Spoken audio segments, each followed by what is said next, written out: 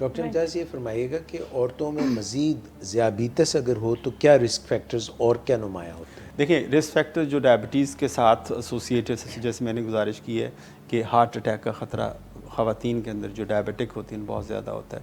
ख़वातीन के अंदर जो ओवरवेट होती हैं, ऑस्टियोआर्थराइटिस बहुत कॉमन है। ये क्या चीज़? ये जो जोड़ों का, जिसको हम कहते हैं जोड़, वज़न की वजह से जोड़ों का जो है टूट फूट ज़्यादा हो जाती है, उनका चलना फिरना मुश्किल हो जाता है। ख़वातीन के अंदर हाई ब्लड प्रेशर का काफ़ी ज़्यादा एलिमेंट, ख़वातीन के अंदर जो कोलेस्ट्रॉल के लेवल वो भी डिस्टर्ब होते हैं।